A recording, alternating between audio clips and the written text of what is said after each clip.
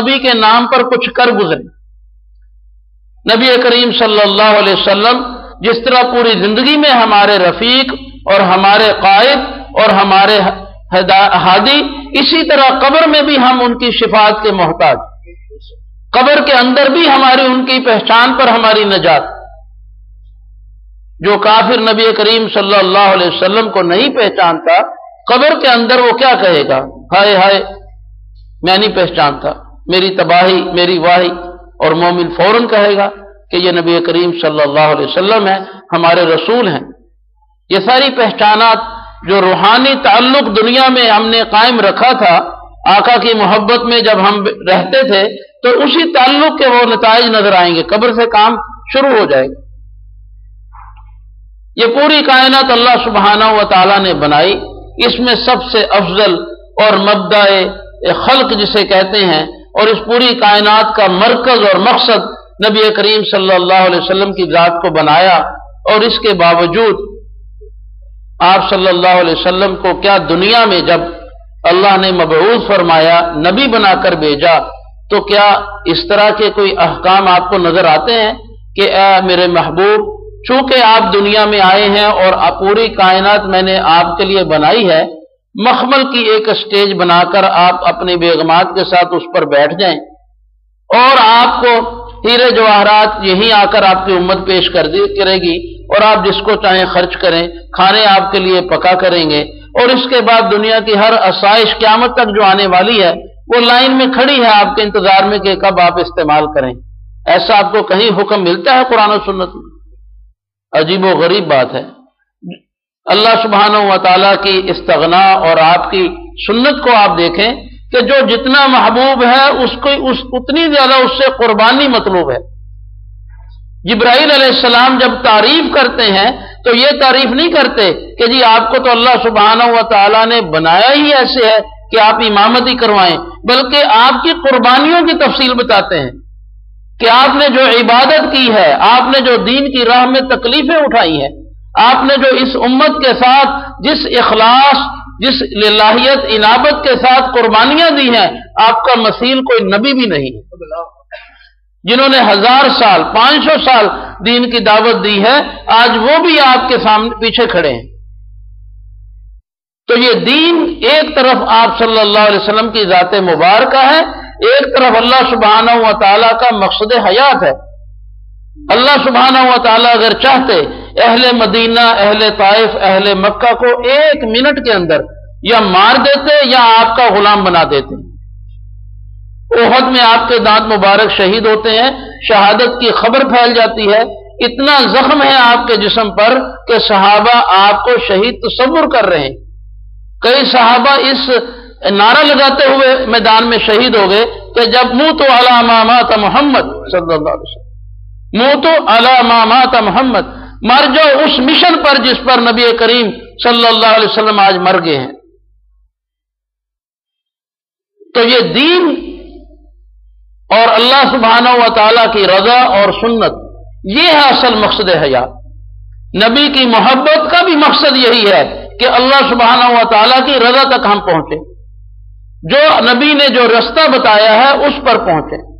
एक सहाबी रजी अल्लाह तआला अन्हु जो आपकी मोहब्बत को अपने अंदर जज्ब ना कर सके, बेताब होकर कहने लगे, या रसूलल्लाह मुझे आपसे बहुत मोहब्बत हो गई।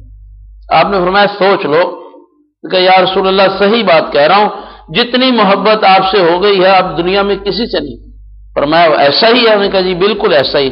फरमाया फिर फक्र और मसाइब के लिए तैयार हो जाओ। मुझसे जो मोहब्बत करता है वक्त उससे कुर्बानी मांगता है, जो मेरे रास्ते पे चलता है। और फिर फरमाया अशद्दुल बलाइ अल अंबिया सुम्मल अमसल सुम्मल अमसल औ कमा क़ाल, सबसे ज्यादा दुनिया में जो तकलीफें दी गई हैं वो अंबिया को दी गई हैं, फिर उन लोगों को जो अंबिया के मुशाबे होते हैं। जो जितना नबी के मुशाबे होता है उतनी उसको तकलीफ दी जाती है। तो मालूम हुआ कि मकसद हयात कुछ और है। आप सल्लल्लाहु अलैहि वसल्लम पूरी कायनात के मतलूब होने के बावजूद ताइफ में बच्चों के हाथों पत्थर खा रहे हैं, मक्का मौजमा में नमाज के लिए खड़े हैं तो अबू जहल ऊंट की ओजरी आपकी कमर में रुकू की हालत में रख देता है, सजदे की हालत में रख देता है, जो वजन के वजह से आपसे उठाई नहीं जाती, और आप घंटों सजदे में पड़े हुए अल्लाह से गिड़गिड़ा रहे हैं। हत्ता कि हजरत फातिमा रजी अल्लाह तआला अन्हा छोटी सी उम्र की है, उनको घर में कोई बताता है कि आपके अब्बा के ऊपर मक्का के ओबाश जो है, अबू जहल के जो एजेंट हैं, अबू जहल है, वो सक्रिया कर रहे, हंस रहे हैं, और आपके अब्बा जान के ऊपर ओजरी, इतनी बड़ी ओजरी रखी हुई है और वो उठ नहीं रहे। तो वो आती हैं और धक्के देकर मजमा में अंदर जाती हैं और अपने वालिदे मोहतरम के कमर से वो ओजरी हटाती हैं और अपने अब्बा की दाढ़ी को मट्टी से साफ करती हैं और कहती हैं कि ये आपसे क्या करते हैं, क्यों करते हैं? मैं कि ये मुझे इसलिए मारना चाहते हैं कि मैं कहता हूं रब एक ही है और वो अल्लाह है। तो मकसद हयात नबी करीम सल्लल्लाहु अलैहि वसल्लम की जो हयात में भी मकसद रहा वो असल है। आप सल्लल्लाहु अलैहि वसल्लम की मोहब्बत, आपकी इत्तिबा में उस मकसद तक पहुंचना, यह हमारी मेराज है। यही अल्लाह को मतलूब है, यही अल्लाह के नबी को मतलूब है। बाकी ये सारी चीजें वसाइल और जरिया हैं। कवानीन ऐसे बनाना कि इस्लाम फले फूले, ये मकसूद नहीं है, ये जरिया है। क़यामत जब आएगी, अल्लाह सुब्हानहू व तआला जब क़यामत लाएंगे और इस पूरी कायनात को फना कर देंगे, तो क़यामत के दिन भी आप लोगों को मालूम है कि पूरी मखलूक आदम अलैहिस्सलाम से लेकर आखिरी शख्स जो रूए जमीन पर उतरेगा, पैदा होगा, उस तक सारी मखलूक एक मैदान में जमा होगी। कब्र के अजाब के अलावा हशर के मैदान का जो अजाब है, हशर के मैदान की जो सख्ती है, अभी जहन्नम शुरू नहीं हुई।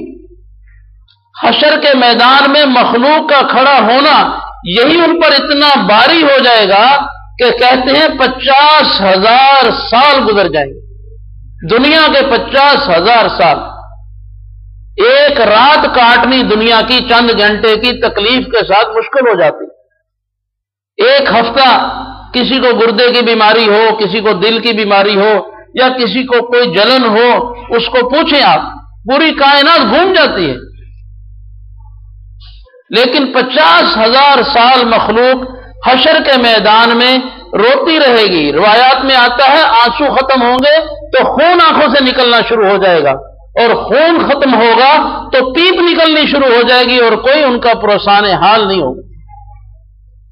फिर तरकीबें सोचेंगे कि जाइए, दुनिया में जब हम थे, तारीख पढ़ते थे, लोग जो पहले हमारे बड़े थे वो बताते थे कि अंबिया की जमातें जब आती थी तो वो दुनिया में लोगों को हिदायत सिखलाती थी। तो अंबिया का बराह रास्त अल्लाह सुब्हानहू व तआला से ताल्लुक होता है, तो अंबिया के पास चलते हैं। तो अंबिया में जब जाने लगेंगे तो कुरान आएगी हजरत आदम अला नबीना अलैहिस्सलातु वस्सलाम पर कि आदम अलैहिस्सलाम के साथ एक खुसूसियत है, ये पूरे अंबिया के बाप हैं, ये पूरी कायनात के बाप हैं, पूरी इंसानियत के बाप हैं, और अल्लाह ने इन पर इतनी शफकत की कि अपने हाथ से इनको बनाया।